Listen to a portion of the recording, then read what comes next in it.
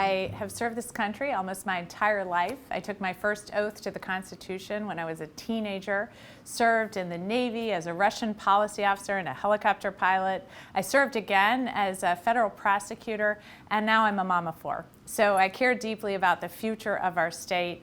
And I've always fought hard for the people of New Jersey, whether it's as a lacrosse coach for my kids or now serving in Congress to make sure that I'm delivering on everything from flooding to mental health issues for our kids.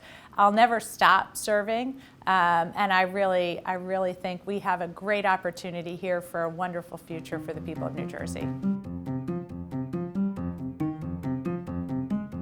Attacks from the federal government. So if they're going to get rid of the Department of Education, Medicaid, possibly Social Security, and continue these financial attacks on our state, it's going to be very, very hard to run it. So as governor, look, if they're not going to run the programs that they have been set up to run, then we need to have federal block grants, and we will run our own programs. So clawing back that federal money, I think, is going to be one of the key ways that we need to go forward, because otherwise we're not going to be able to lower healthcare costs with this tariff thing, just trying to lower housing costs with the price of lumber going up. We're going to have a really difficult time navigating how we're dealing with the federal government. And with my experience and background, I think I'll be well suited to do just that.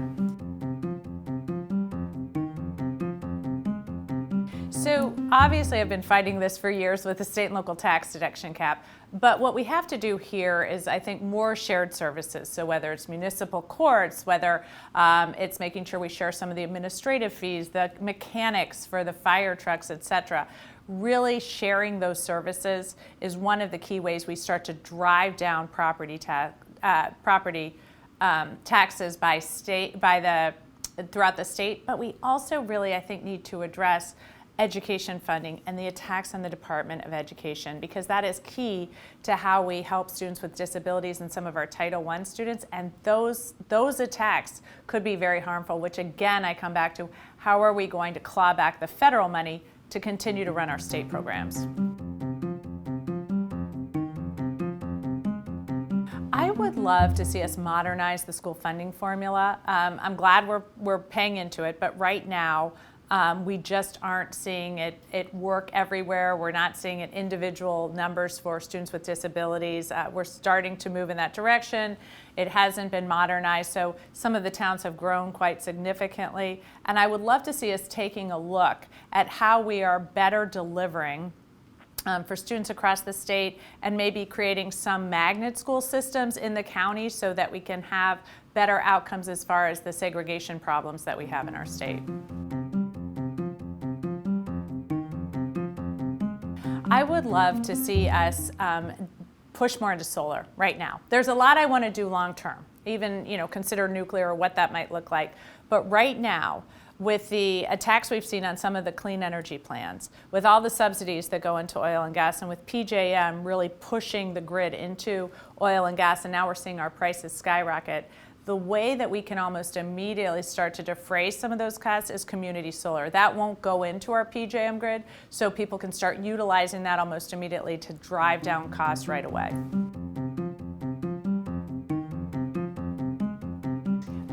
No, if we're not legally required to do so, that is not our responsibility. I think I have grave concerns about the constitutionality of what is going on. We are seeing people being picked up in the middle of the night with no charges. I have served in places like that where you can just be disappeared. And I will tell you, that is not what we want to see in our country, certainly not in the state of New Jersey. And our state officers should not be complicit in anything that is against our Constitution here in New Jersey.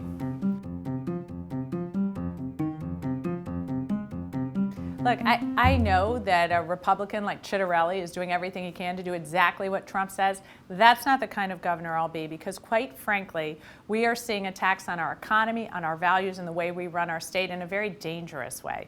So whether it's picking people up in the middle of the night without charges and ignoring the Constitution and court orders, or not sending us a Department of Education funding, or threats to attack Medicaid and Social Security, in all of these ways, this is really driving bad outcomes for the people of New Jersey. And so as governor, I'm going to make sure that we are engaging in the things that are going to grow our innovation economy, grow opportunity for everyone in this state, and really look to the future of our state in a way that's very different from the vision that seems to be coming out of Washington. I go back and forth. I love, of course, Bruce Springsteen. Everybody grew up on him. Of course, Bon Jovi. I know people who say they're from Central Jersey. I mean, it's Taylor Ham. And nobody wants to eat pork roll. It's the Mets. On the Parkway, I drive in the right lane because I'm always getting speeding tickets on it. So I'm trying to monitor myself better. And on the Turnpike, I like to go left lane. Well, I mean, you have to say Meryl Streep, right? Okay, you're gonna lose this election for me, but I'm so into Severance right now. Oh, I love a lot of them. But right now, like everybody else, I'm into Asbury Park. Coffee. Oh, disco fries. I believe in a lot of freedom. I will admit to having arrived in New Jersey on fumes, just so I didn't have to get out of the car.